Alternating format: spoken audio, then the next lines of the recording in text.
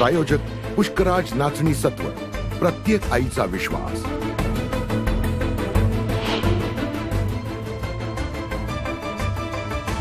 बुलढाणा जिल्ह्यामध्ये ठिकठिकाणी शिवराज्याभिषेक सोहळा आनंदात साजरा। छत्रपती शिवरायांच्या पुतळ्याला जलाभिषेक करून शिवप्रेमींचं अभिवादन।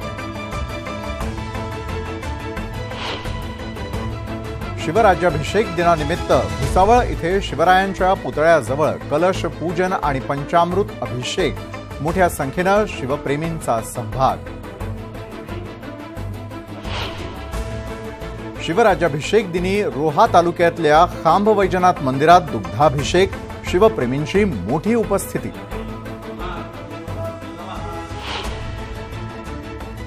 दौंडमध्ये शिवराज्याभिषेक दिन उत्साहात साजरा, विद्यार्थ्यांनी केलं शिवकालीन मैदानी खेळांचं सादरीकरण। मनमाड शहर आणि परिसरामध्ये मान्सून पूर्व पावसाची जोरदार हजेरी, वादळी वाऱ्यासह पावसानं काढलं झोडपून। रावेर तालुक्यात मान्सून पूर्व पावसामुळे हळदी पिकाचं मोठं नुकसान, सुकायला टाकलेली हळद ओली झाल्यानं शेतकऱ्यांचं आर्थिक नुकसान। राजुरा तालुक्यामधल्या सास्ती गावात कोळसा खाणीत उत्खनन, परवानगीपेक्षा जास्त क्षमतेनं ब्लास्टिंग केल्यानं गावातल्या घरांना तडे।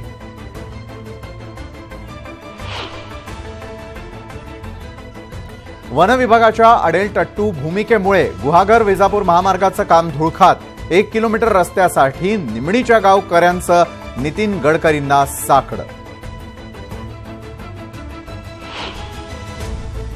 सांगली महापालिकेमध्ये भाजप आणि राष्ट्रवादीत संघर्ष, भाजप नगरसेवकांचं महापौरांविरोधात दालनातच ठिय्या आंदोलन, महापौरांच्या राजीनाम्याची मागणी।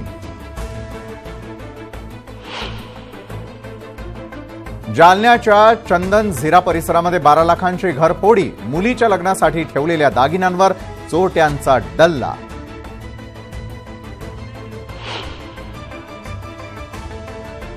शेतमालाला भाव मिळत नसल्यानं अमळनेरमध्ये श्राद्ध घालत मुंडन आंदोलन, किसान काँग्रेस आणि महाविकास आघाडीच्या पदाधिकाऱ्यांची जोरदार घोषणाबाजी।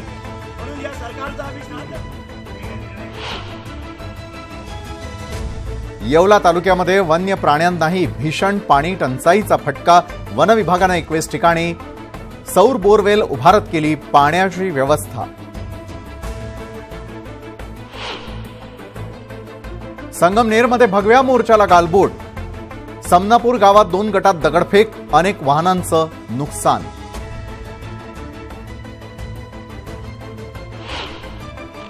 अमरावतीत कापूस दर वाढीसाठी शेतकरी संघटनेचं आंदोलन, विभागीय आयुक्त कार्यालयाबाहेर कापूस फेकून केला निषेध।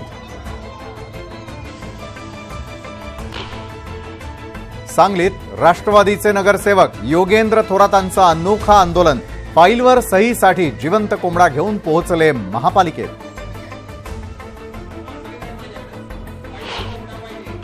छत्रपती संभाजीनगर जिल्ह्यात गंगापुरात अनुदान मिळण्यासाठी शेतकरी आक्रमक, संतप्त शेतकऱ्याचा आत्मदहनाचा प्रयत्न।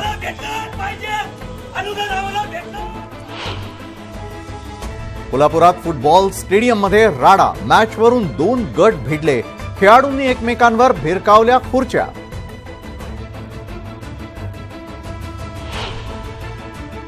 शासकीय रुग्णालयाबाहेर रिक्षेतच महिलेची प्रसूती, हिंगोलीतल्या वसमत तालुक्यातील प्रकार, डॉक्टर्स आणि कर्मचाऱ्यांनी दुर्लक्ष केल्याचा आरोप।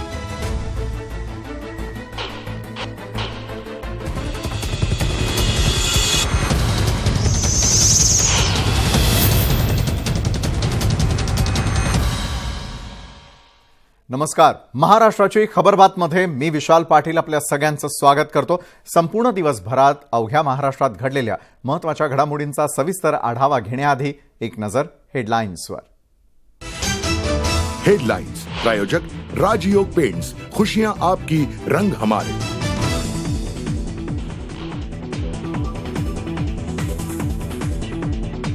फक्त 10 आमदारांना मंत्री पदांना संधी मिळण्याची शक्यता, फक्त 6 कॅबिनेट आणि 4 मंत्र्यांचा समावेश। मंत्रिमंडळ विस्तार होणारच नाही, विरोधकांचा दावा, तर तुम्ही चिंता करू नका, नरेश म्हस्केंचा अंबादास दानवेंवर पलटवार.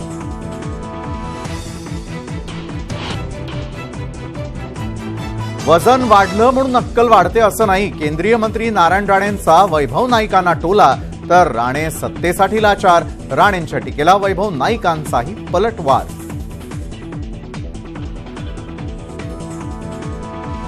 तीन वर्षांनी परदेशी गुंतवणुकीत महाराष्ट्र पुन्हा क्रमांक 1 वर. उपमुख्यमंत्री देवेंद्र फडणवीसांकडून सरकारचं कौतुक.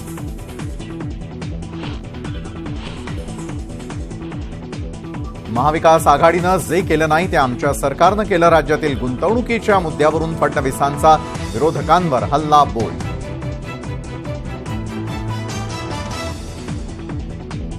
मनसे उभारणार गावागावात शेतीचे दवाखाने. ब्लू प्रिंट नंतर राज ठाकरेंची नवी संकल्पना. चुकीच्या पद्धतीनं वागाल तर लोक जोड्यानं मारतील. गोपीचंद पडळकरांची अजितदादांवर खोचक टीका. सरकारी काम आणि 4 दिवस थांब ही संकल्पना मोडीत येणार. आता फक्त शासन आपल्या दारी संकल्पना येणार. कुडाळमध्ये मुख्यमंत्री एकनाथ शिंदेंची माहिती. मुंबई सिंधुदुर्ग नवा ग्रीनफील्ड हायवे तातडीनं पूर्ण करणार. मुख्यमंत्री एकनाथ शिंदेंची कुडाळमध्ये घोषणा.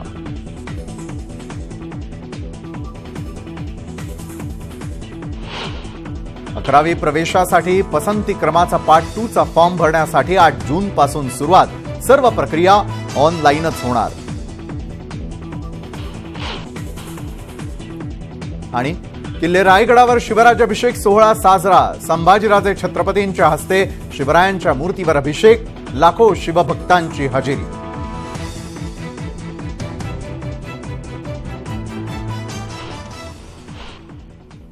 आणि आता पाहणार आहोत सविस्तर बातमीपत्र. आणि बातमीपत्राच्या सुरुवातीला या क्षणाची ब्रेकिंग न्यूज. शिंदे सरकारचा मिनी मंत्रिमंडळ विस्तार होणार का? केवळ 10 आमदारांनाच मंत्रिपदाची संधी मिळणार का? केवळ 6 कॅबिनेट 4 राज्यमंत्र्यांचा समावेश असल्याचं कळतंय. जम्बो नव्हे मात्र मिनी मंत्रिमंडळ विस्तार होणार का, अशी चर्चा राज्याच्या राजकारणात रंगू लागली आहे.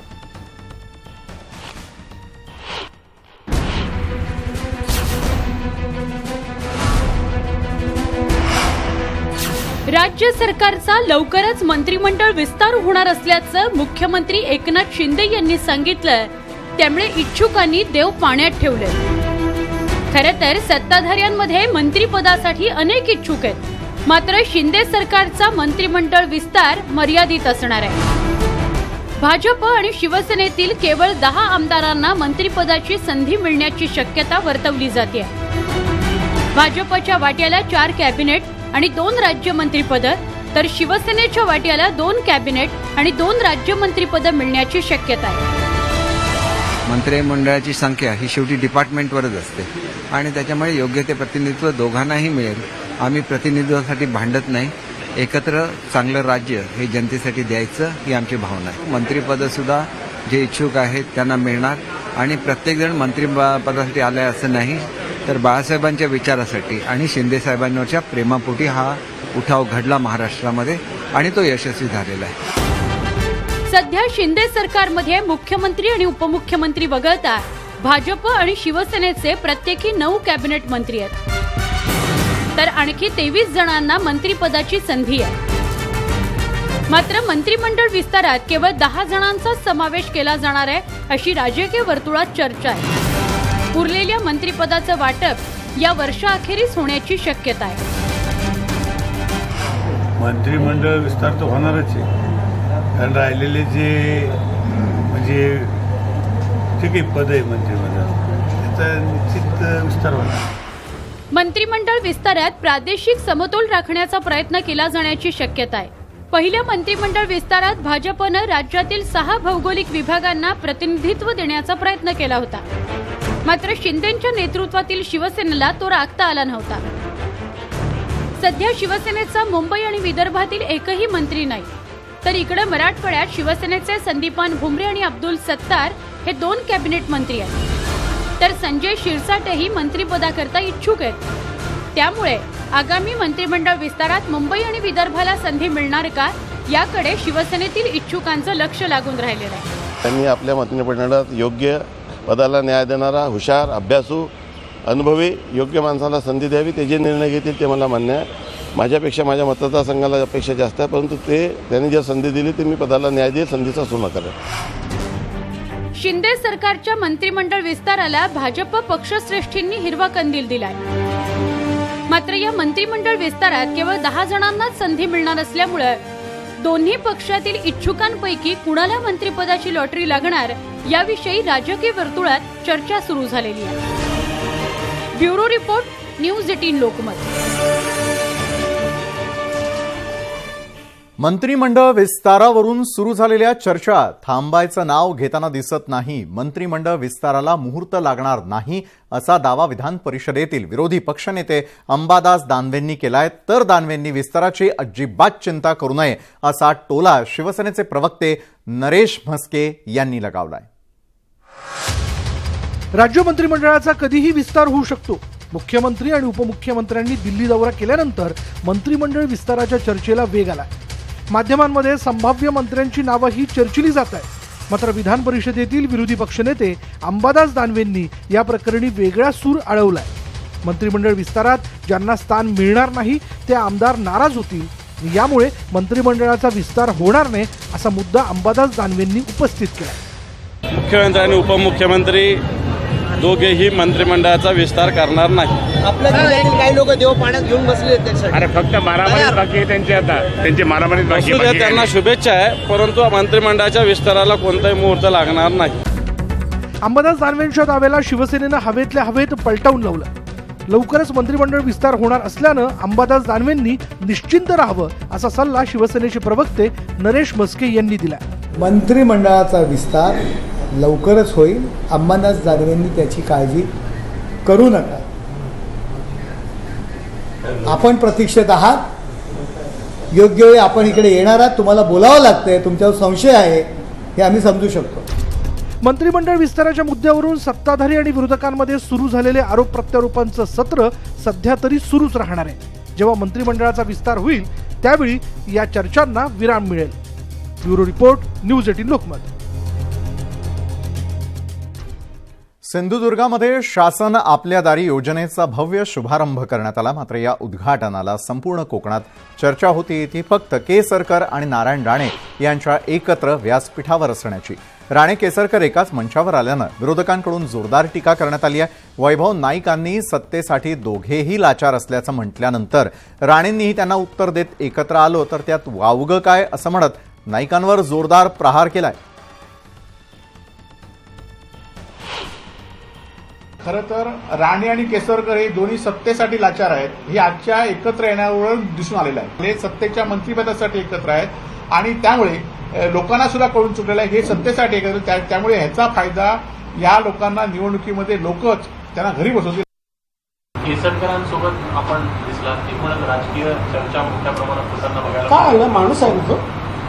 नाही म्हणजे काय वेगळं काय आहे का ते. आपल्याला मोठ्या प्रमाणात एकत्र आले. आता तुम्ही सिंधुदुर्गाचं एकत्र पण आणि मुंबईत वगैरे भेटतो ना असं काय वावगं नाहीये. तो माणूसच आहे. त्यामुळे काय त्याच्यात काय वेगळं काय नाहीये. असेल तर सांगा, मी प्रिकॉशन घेईन. तर मुख्यमंत्र्यांनी राणेंची स्तुती केली हेच खरं तर बाळासाहेबांना अभिप्रेत नव्हतं. ज्या राणेंनी बाळासाहेबांना असताना बाळासाहेबांच्या डोळ्यात अश्रू आणले आणि त्याचा बदला सर्व शिवसैनिकांनी वेळोवेळी घेतला आणि अशा राणेंची स्तुती करणे हेच खरं तर बाळासाहेबांना अपेक्षित नव्हतं. आणि ही खरी तर बाळासाहेबांची शिवसेना किंवा हे नावाला आहेत हे खरं तर भाजपच्या ताटाखालची मांजरं आहेत आणि त्यामुळे ह्यांना कुठलाही हक्क नाही बाळासाहेबांचं नाव घेण्याचं नाही. त्याला काय कळतं होतं वैभव. वजन वाढलं म्हणजे अक्कल वाढते असं समीकरण नाहीये. त्यामुळे त्यांनी राजकारण या विषयावर बोलूच नाही. अजून सभागृहात 5 मिनिटं बोलू शकला नाही हो. आता 10 वर्ष होती. त्यांनी काय बोलावं. त्यांनी बोलू नये. बरं मी कोणाशी बोलावं, कोणाशी मैत्री, माझा प्रश्न आहे ना तो वैयक्तिक. कळलं ना. त्यामुळे आम्ही तो आला भेटला नमस्कार. हा माणुसकीचा धर्म आहे.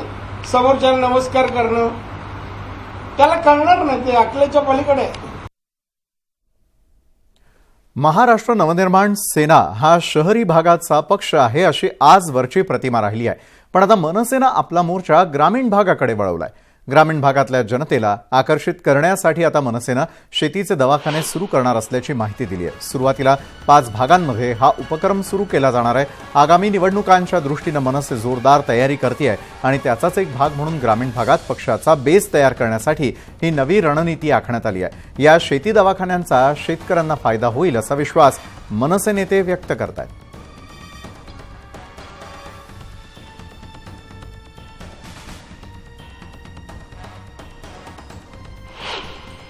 आणि संपूर्ण महाराष्ट्रात आता आम्ही शेतीचे दवाखाने सुरू करणार आहोत.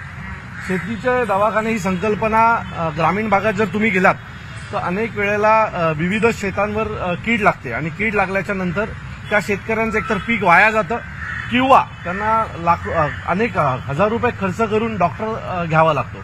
सो अशा सर्व शेतकऱ्यांना मनसेतर्फे ही मोफत सुविधा मिळणार आहे. शेतीचे दवाखाने याची सुरुवात नजीकच्या काळामध्ये संपूर्ण महाराष्ट्रभरात प्रत्येक जिल्ह्यामध्ये मनसेच्या सुरुवातीला 5-5 हे आमचे शेतीचे दवाखाने सुरू होणार आहेत. मनसेनं आगामी स्थानिक स्वराज्य संस्था तसंच महापालिका निवडणुकांची तयारी सुरू केल्याचं पाहायला मिळत आहे आणि याचाच भाग म्हणून आता राज ठाकरेंनी नाका तिथे शाखा ही उपक्रम राबवण्याचा सूचना कार्यकर्त्यांना दिल्यात. नेमकी ही संकल्पना आहे तरी काय? मनसे प्रमुखांच्या मनात नेमकं काय आहे जाणून घेऊयात आमच्या या रिपोर्टमधून. मनसेचा नाका तिथे शाखा उपक्रम. मनपासाठी मनसेची नवी मोर्चे बांधणी. नाक्यावरून मनसे शहरात विस्तारणार. आगामी निवडणुकीत मनसे लक्षवेधी ठरणार. सध्या महाराष्ट्रात महानगरपालिका निवडणुकांचे वारे वाहू लागलेत. निवडणुकांची घोषणा झाली नसली तरी राजकीय पक्षांची मोर्चे बांधणी मात्र जोरात सुरू झाली आहे. याच रस्त्यावर आता मनसेचं इंजिन सुद्धा उतरलंय. महापालिका आणि स्थानिक स्वराज्य संस्थांच्या निवडणुकांच्या पार्श्वभूमीवर मनसेकडून नाका तिथे शाखा या उपक्रमाची सुरुवात करण्याचे आदेश स्वतः राज ठाकरे यांनी दिले आहेत. मनसेचा नाका तिथे शाखा उपक्रम नेमका कसा असेल त्यावर नजर टाकूयात. मनसे प्रत्येक शहरात शाखा सुरू करणार आहे. दररोज संध्याकाळी ज्या नाक्यावर शाखा आहे तिथे पदाधिकाऱ्यांनी जमावं, जेणेकरून मनसेची शाखा आहे हे लोकांच्या लक्षात येईल अशी भावना आहे. पक्षाचे उपक्रम राबवताना गटबाजी बाजूला ठेवण्याचे आदेशही राज ठाकरे यांनी दिलेत. नाका तिथे शाखा ही संकल्पना आम्ही ठाण्यातनं सुरू केली. यावेळेला सन्माननीय राजसाहेब ठाण्याच्या दौऱ्यावर होते, त्यावेळेला ही संकल्पना साहेबांनी आम्हाला सांगितली. त्यानंतर कल्याण असेल, अंबरनाथ असेल, डोंबिवली असेल, ठाणे शहर असेल, वसई असेल, या भागात आमचे अनेक नाके सुरू झालेले आहेत आणि त्याला लोकांचा उत्तम प्रतिसाद आहे. आत्ता हा नाका तिथे शाखा ही संकल्पना आजपासून संपूर्ण महाराष्ट्रात राबवली जाईल. एकंदरीतच मनसे आता आगामी निवडणुकांसाठी जोरात तयारीला लागल्याचं पाहायला मिळत आहे. राज्याच्या राजकारणात सध्या केंद्रस्थानी असलेल्या ठाण्यातून मनसेच्या नाका तिथे शाखा उपक्रमाची सुरुवात झाली आहे. पण हा उपक्रम मुंबई आणि इतर शहरात सुद्धा राबवला जाणार आहे. त्यामुळे नाक्यावरून शहरांमध्ये विस्ताराचा प्रयत्न करत असलेल्या मनसेला या उपक्रमात किती यश मिळतं हे आगामी निवडणुकांच्या निकालानंतरच स्पष्ट होईल. मुंबईहून विशाल पाटीलचं ब्युरो रिपोर्ट, न्यूज 18 लोकमत. परदेशी गुंतवणुकीमध्ये महाराष्ट्र पुन्हा नंबर 1 वर आलाय. त्यामुळे आता विरोधकांनी तोंड बंद केली पाहिजेत असा जोरदार टोला उपमुख्यमंत्री देवेंद्र फडणवीसांनी विरोधकांना लगावलाय. तसंच राज्य सरकारनं अपारंपरिक ऊर्जा क्षेत्रात 2 बड्या कंपन्यांसोबत एक मोठा करार केला असल्याचं देखील त्यांनी स्पष्ट केलंय. दुसरीकडे फडणवीसांनी गुंतवणूक कराराबद्दल माहिती देताना सांगितलं की आज महाराष्ट्रामध्ये पंप स्टोरेज प्रोजेक्टच्या संदर्भात 13,500 मेगावॅटचे करार केंद्र सरकारची NHPC आणि खासगी क्षेत्रातील टोरेंट पॉवर या 2 कंपन्यांशी केलेले आहेत. तसंच यातून जवळपास 71,000 कोटींची गुंतवणूक होणार आहे आणि त्यातून तब्बल 30,000पेक्षा जास्त लोकांना रोजगार मिळणार असल्याची माहिती उपमुख्यमंत्री देवेंद्र फडणवीस यांनी दिली आहे. आता आमचं सरकार आलंय आणि आम्ही महाराष्ट्राला नंबर 1 नेऊ आणि आता DIPPने आकडे घोषित केल्यानंतर FDI मध्ये पहिल्या क्रमांकावर महाराष्ट्रच आहे. पुन्हा महाराष्ट्राला पहिल्या क्रमांकावर आपण आणलाय आणि मला असं वाटतं की आता ही आकडेवारी पाहिल्यानंतर जे लोक उद्योग इकडे गेले उद्योग तिकडे गेले असं म्हणत होते, आता तरी त्यांची तोंड त्यांनी बंद केली पाहिजेत. ते जे करू शकले नाहीत ते आम्ही या ठिकाणी करून दाखवलेलं आहे. पंप स्टोरेज हा जो काही प्रकार आहे हा जगामध्ये सर्वाधिक आता अपारंपरिक ऊर्जेमध्ये स्वीकारला गेलेला आहे आणि या संदर्भात महाराष्ट्राने आज जे करार केलेले आहेत हे ऐतिहासिक करार आहेत. एवढ्या मोठ्या प्रमाणात कुठेही इन्व्हेस्टमेंट यात आलेली नाही आहे आणि म्हणून मला असं वाटतं की आज 71,000 कोटी रुपयाची ही इन्व्हेस्टमेंट आहे आणि 30,000 लोकांना यातनं रोजगार मिळणार आहे आणि अपारंपरिक क्षेत्रामध्ये 13,500 मेगावॅट एवढी वीज निर्मिती आपण करणार आहोत. किलबिलाट करणारी एक या ठिकाणी रुग्णवाहिका ही विशेषतः लहान मुलं आणि त्यातही ज्यांचं कोणी नाही अशी जी मुलं आहेत, रस्त्यावर असलेली मुलं आहेत, अशा सगळ्यांना रेस्क्यू करून आणि त्यांना योग्य उपचार मिळाले पाहिजेत आणि त्यांचं रिहॅबिलिटेशन झालं पाहिजे. या दृष्टीने हा अतिशय अभिनव अशा प्रकारचा प्रयोग सुरू केलेला आहे. यामुळे बालकांकरता एक अतिशय चांगली सोय ही या ठिकाणी तयार झाली आहे. तर महाराष्ट्राची खबरबातमध्ये वेळ झालेली आहे एका छोट्याशा ब्रेकची.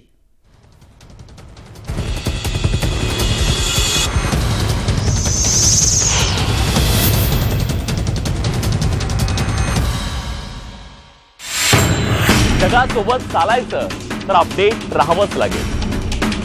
पण रीलच्या जमान्यात वेळ आहे कोणाकडे? पहा ब्रेकलेस आणि ब्रेथलेस बातम्या, 100% बातम्या संध्याकाळी 6:52 फक्त न्यूज 18 लोकमतवर. बाहेर जाऊया.